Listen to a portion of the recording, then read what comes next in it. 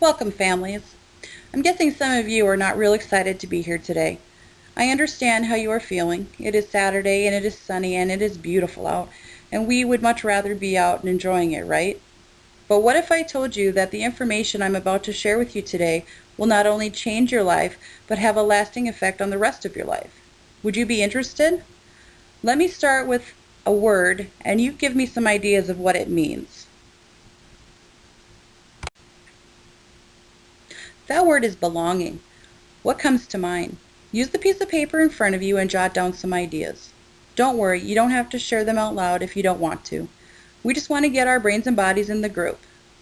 Okay, so the Webster's Dictionary's definition is close or intimate relationship, a sense of belonging.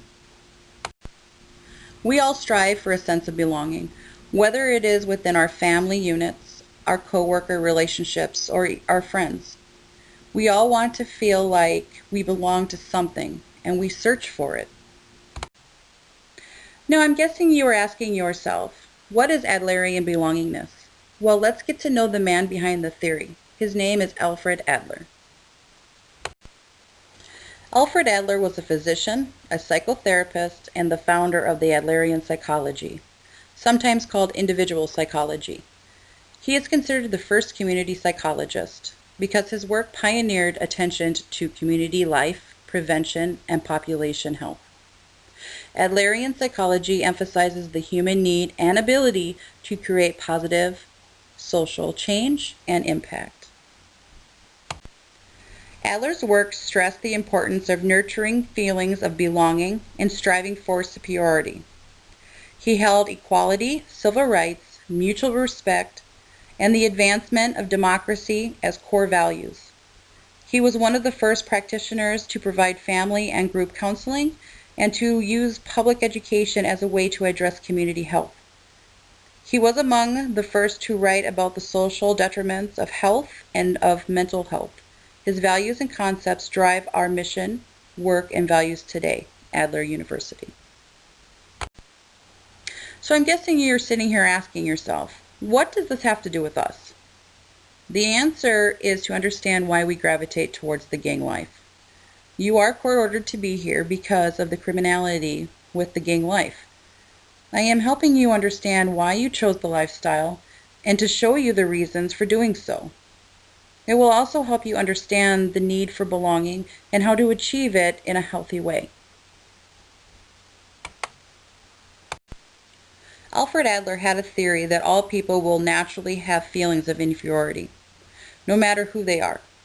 He said that we can basically deal with these feelings one of two ways. We can choose to see ourselves as incomplete and seek completeness in making meaningful relationships with society, or we can see ourselves as inadequate and develop what's called the inferiority complex. Seeking completeness will cause our inferiority feelings to drive us towards creativity. That serves community, giving us the means to be happy and fulfilled. Seeing ourselves as inadequate will cause an inferiority complex that causes us to see the world as something we must compete with and isolate ourselves from by trying to become superior to other people as means of protection from the completion we believe is present. Gangs offer an immediate relief from the perceived competition and rejection of society that goes along with original choice to feel inadequate.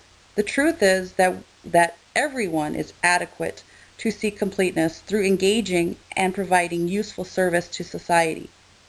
Gangs make you feel a sense of belonging, but that is only an immediate sense that does not really take your personal goals and desires for your life into account.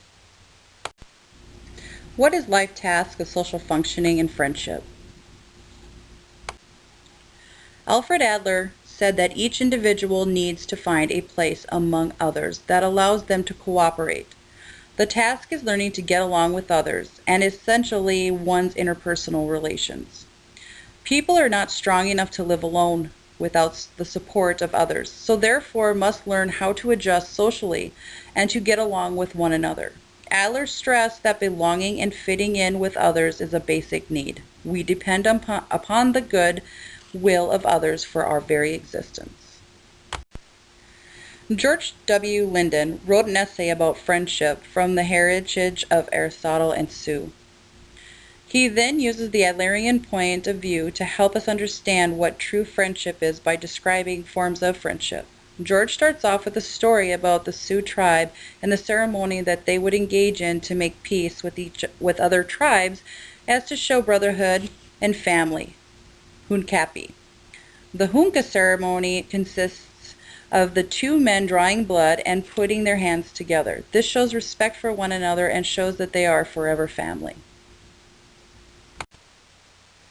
Gangs may use what is called jumping in as a form of showing brotherhood to their newest members. Is this the same as the Sioux tribe ceremony?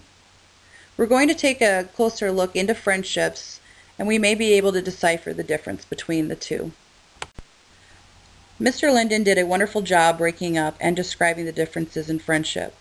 The first one is the shallow and deep relationship. He states the cyber friend's buddyhood could be viewed as arrested teenage development, an adolescent right lacking social interest in elders. What he means by this is the relationships are superficial and there is never an opportunity for a true connection. Aristotle's forms of friendship include philia.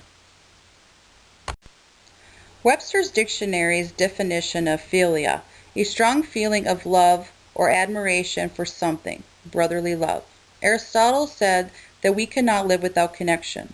Philia is a conscious feeling of deep respect and love for one another. In other words, the other person is not a means to an end, but a true loving friendship.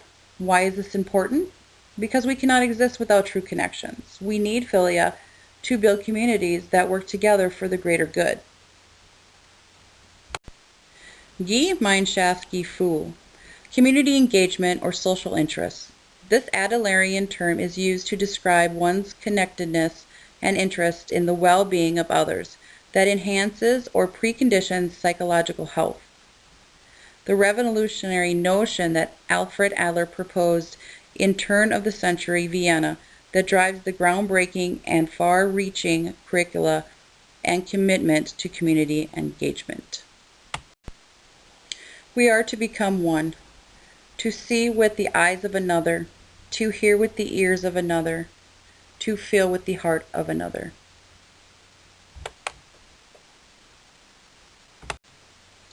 The reason we were gathered here today is because we want to feel connected and have a sense of belonging. Some of us look to the ideas of what someone is offering as friendship because we are desperate for a sense of that belonging. Unfortunately, the search for these connections has landed you with people who use the gang life as a way to give you this false sense of belonging. This has led you down the path of criminal activity and this court-ordered meeting. But you are here today so you can understand that you deserve the friendships and connections you are seeking. Now you have the tools to seek out that authentic brotherly love and lasting connections that will be better for you for your future. And I'd like to thank you for coming today, and please let me know if you have any questions.